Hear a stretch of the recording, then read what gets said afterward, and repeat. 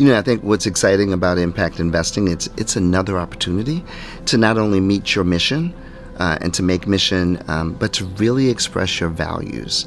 And so the question we ask ourselves from the beginning to this day, all these years later, is what's the opportunity for us to understand what our folks on the ground need and how we actually translate our vision into practices, and to make sure that our impact investing is meeting that mark, including the tension that exists in using capital in creative ways for us with regard to racial equity and power building, and really the opportunity to resource people who have the potential to transform their communities for the better.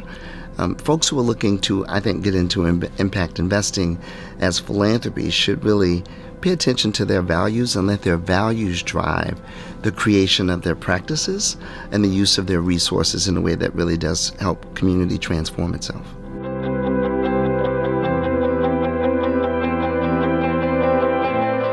It's an interesting time for us at the Babcock Foundation because we're thinking about our program-related investment strategy, and of course we are constantly working on our private market approach with our 100% commitment to impact investing and mission investing. And something that's been really important for us is we were an early adopter, especially in the South, in building the field, right? So investing in CDFIs and other financial entities early on so that we can actually have the capacity to attract the necessary investment to the South and to build the expertise and leadership. And so I think one of the things we love in our history and our approach to the work is being a major driver of field building in the financial intermediary space in the South.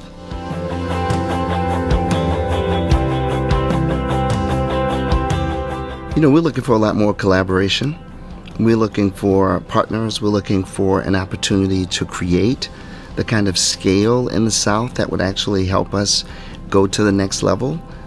We are reshaping some of our approaches, and we're now finding the ability to do things that were more challenging before. The field has matured, and so we're looking for partners to grow into the private market space and really use the fullness of their endowments to take advantage of the new fund managers, to take advantage of the more diverse market that's actually also allowing us to meet our endowment mission and have the resources to make the grants that drive our fundamental work.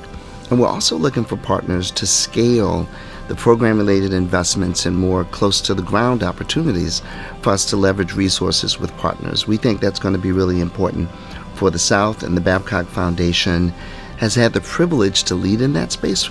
We're looking to partner with more partners and others in the space to continue that leadership and to grow the scale.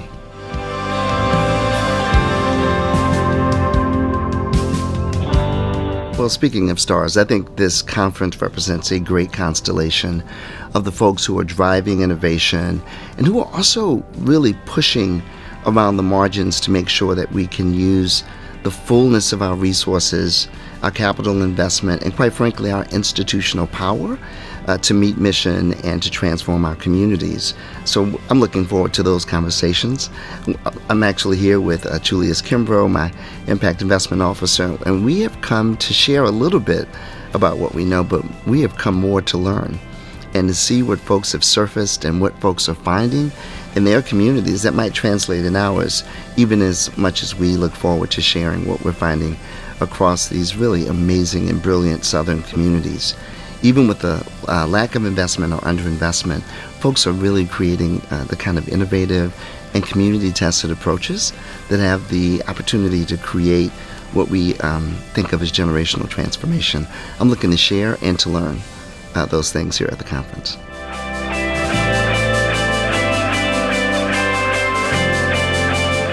We think one of the things that's super important in what might be one of the most difficult times in recent American history is that philanthropy has not only an opportunity but a duty to step up into that space to use the fullness of its resources to help answer this moment.